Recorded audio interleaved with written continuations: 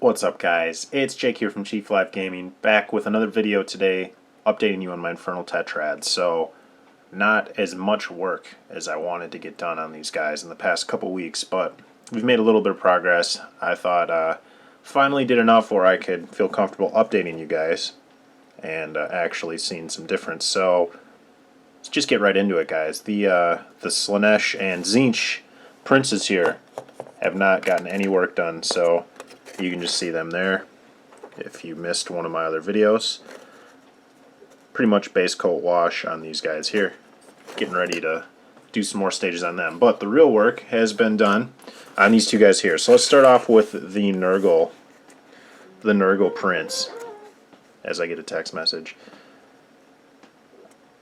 Just give you a quick look at him here.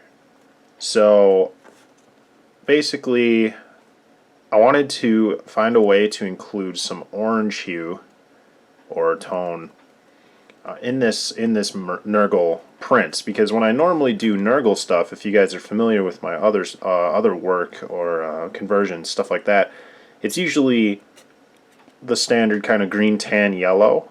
But I've seen some other people when they paint Nurgle.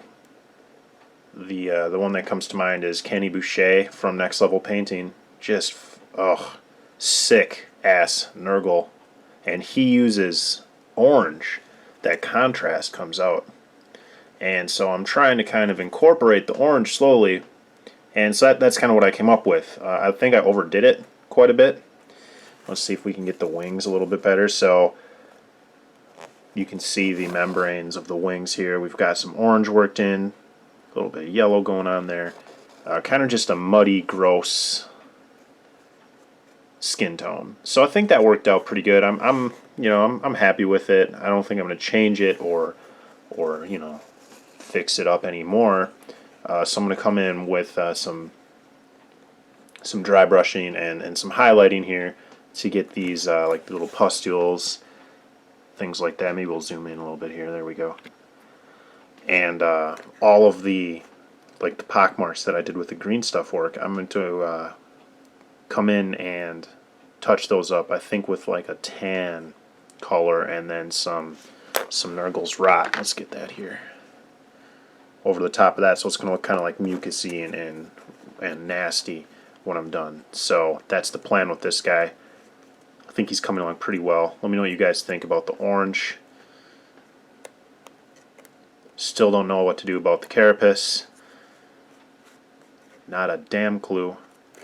We're going to worry about that a little bit later. So that's the Nurgle prince. He's looking pretty cool so far. Not a lot left, just the detail work pretty much.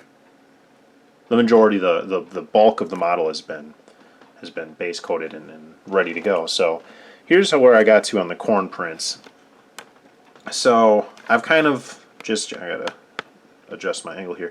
I've kind of just base coated all of the main components of this model. So, it looks kind of crappy as it sits right now. Nothing's highlighted up or anything like that. But this gives you guys an idea more or less of what it's going to look like as I develop it. So we've got the axe, dad axe, painted up, ready for some highlighting. The wings, I'll show you guys just a better look at just the wings in a second, but as we move around the model, we've got some of the bone ready to go. A lot of places that I need to touch up yet, but again, kind of just wanted to establish the base colors on most of the finer points of this model before we start blending everything together. So this was a good amount of time bringing this guy up to here, and a lot of time kind of deciding on colors. So that's the skin area. Let's look at the wings now, because that's where I spent a lot of the time thinking about this. So if we look at the wings here, we've got kind of a similar look to my Bloodthirster. Let me just grab him. I'm going to leave you guys for just a second. Way over here. Okay, here I come. I'm coming back. So let's just move this guy for a second. these are the wing membranes I did for my Bloodthirster, and I really liked how that turned out. So as you can see, I kind of tried to duplicate that effect, so when they're sitting next to each other, you're going to get the same, like you're going to feel like they're part of the same army theme. You know, that they're going to match. That's what I'm trying to say. So I wanted to bring that out in the wings here, and then so I had these inner pieces, these like bone-like structures here between with the connective tissue, and I went with like a gray base here, and the idea is to brighten these back up to almost like a, what I like to do is almost get it to like a bone color. Let's see if I can find an example on the Bloodthirster here without, so come on. If you look at the horns here, you can see that I like brighten them up to almost a bone color, and it's kind of gray into a bone color. This is going terribly. I'm going to zoom out and actually show you this, because there we go. So you kind of brighten it back up with dry brushing and highlighting almost to that tan color, and it makes it look like really sharp and cool looking, I think. So that's the plan for the wing membrane kind of bone area on this guy here. Let's go back down.